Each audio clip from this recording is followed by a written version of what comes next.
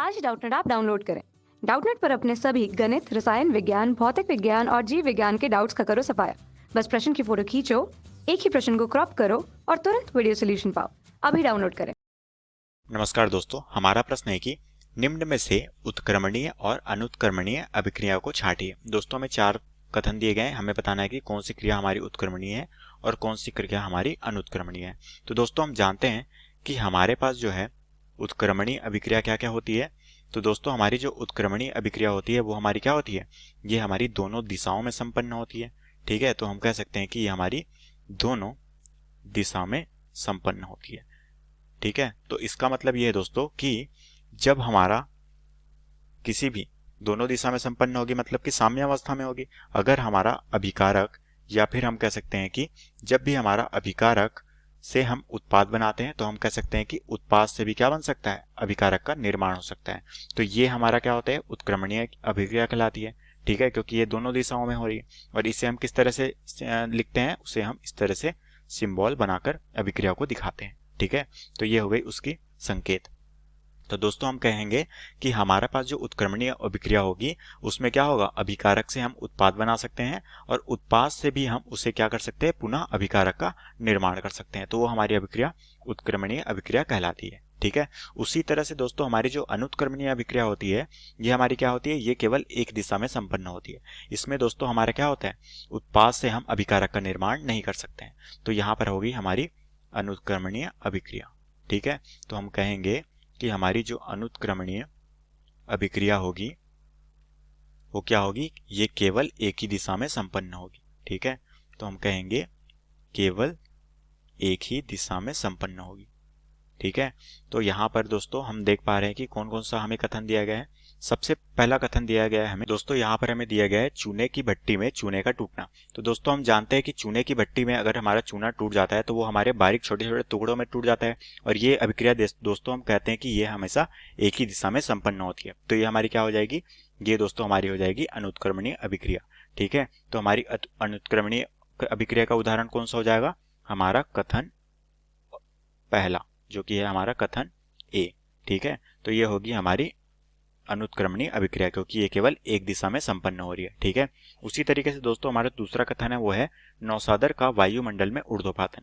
तो दोस्तों यहाँ पर हम देख पा रहे हैं कि क्या हो रहा है, हमारा जो नौसादर है वो क्या हो रहा है, वायुमंडल की उपस्थिति में ऊर्ध्वपातन हो रहा है, मतलब कि वो गैसीय अवस्था में परिवर्तित हो रहा है। तो हम इस अभिक्रिया को एक ही दिशा में संपन्न कराते हैं। इससे दोस्तों हम गैस से क्या कर सकते हैं, पुनः नौसादर की प्राप्ति नहीं कर सकते। तो ये हमारी क्या हो जाएगी, अनुत्क्रमणीय अभिक्रिया का उदाहरण हो जाएगी।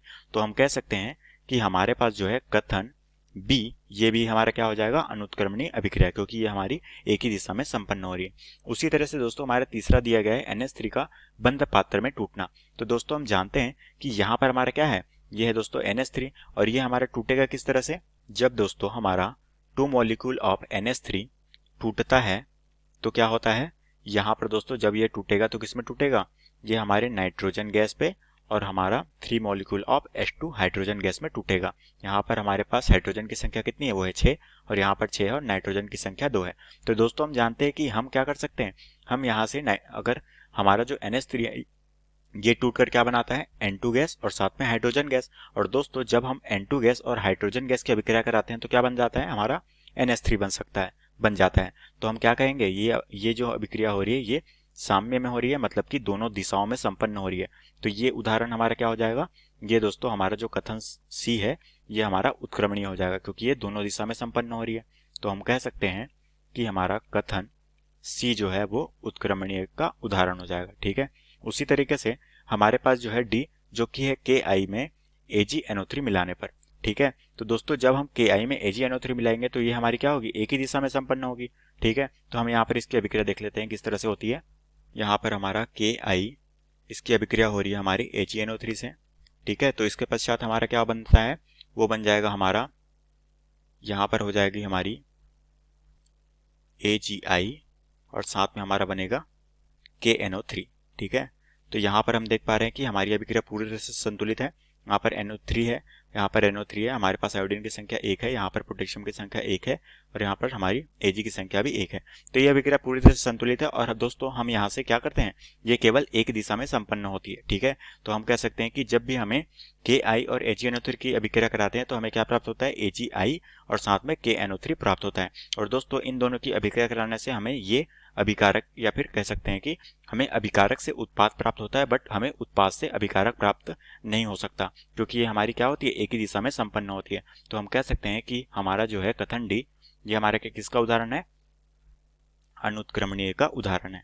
तो यहाँ पर हमारा जो है कथन डी, ये हमारे अनुत्क्रमणीयता का उदाहरण हो जाएगा। तो दोस्तों हमने अपना जो विकल्प है वो छांट लिया। ये दोस्तों हमारा जो ऑप्शन ए है और साथ में हमारा ऑप्शन बी और ऑप्शन डी, ये हमारे क्या होंगे, ये हमारे होंगे अनुत्क्रमणीय में, ठीक है। और ये दोस्तों हमारा जो ऑप्शन सी है जो कि है NH3, ये हमारे किस में चले जाएगा, उत्क्रमणीयता के उदाहरण में चला जाएगा।